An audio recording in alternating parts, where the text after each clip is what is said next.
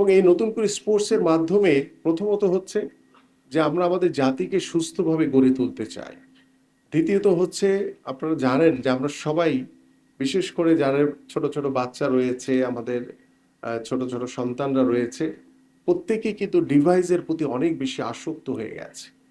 আমাদের খেলার মাঠের অনেক অভাব। খেলার মাঠের জন্য ইতিমধ্যে মাননীয় প্রধানমন্ত্রীর কার্যালয় থেকে একটি কমিটি গঠন করা হয়েছে এবং সেই কমিটি গঠনের মাধ্যমে আমরা ঢাকা সহ সারা দেশের বিভাগীয় শহরগুলো, মহানগরগুলো এবং ইতিমধ্যে গত দুদিন আগে আমাদের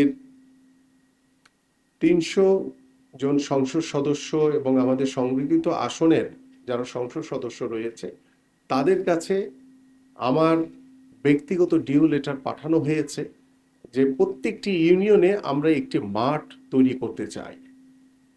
স্কুল মাঠ আমাদের রয়েছে, কিন্তু আমাদের সেই মাঠগুলো যদি তৈরি করতে পারি প্রত্যেকটি ইউনিয়নে, দ্যাট মিনস হচ্ছে আমাদের প্রায় ৪,৫০০-এর উপরে ইউনিয়ন রয়েছে।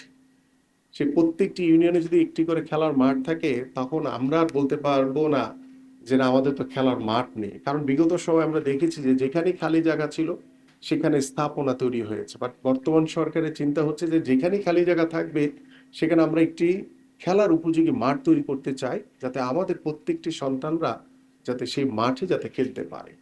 এইভাবেই আমরা আমাদের সেই সন্তানদেরকে ডিভাইসের হাত থেকে দূরে রাখতে চাই, কারণ তাদেরকে মাঠে খেলার একটি পরিবেশ তৈরি করে দিতে চাই আমরা। সর্বোপরি যে মাদকের যে করাল গ্রাস, মাদকের কারণে যে যুব সমাজ যেভাবে ধ্বংসের পথে চলে যাচ্ছে, আমরা সেই যুব সমাজকে মাঠে, খেলার মাঠে আকৃষ্ট করে আমরা একটি মাদক মুক্ত সমাজ করতে চাই। এই মাদক মুক্ত সমাজ গড়ার জন্য খেলাধুলার কোনো বিকল্প নাই। ঠিক এইভাবে আমরা এগিয়ে যাচ্ছি। ঠিক একইভাবে আমাদের প্রত্যেকটি প্রাথমিক বিদ্যালয়ে আগামী শিক্ষাক্রম থেকে আমাদের খেলাধুলা এবং সংস্কৃতির দুটি সাবজেক্ট ইনক্লুডিং হচ্ছে এবং সেখানে আমাদের স্পোর্টসে যেমন ৮টি বিষয় নিয়ে পাঠ্যপুস্তকের লেখার কার্যক্রম ইতিমধ্যে শুরু হয়েছে। সংস্কৃতি অঙ্গন থেকে এইভাবে পাঠ্যপুস্তক লেখার কার্যক্রম শুরু হচ্ছে এবং সেখানে আমরা অলরেডি সেখানে ২ দিন ব্যাপী একটি সেমিনারে আমরা অংশগ্রহণ করেছিলাম। আজকে তার শেষ দিন।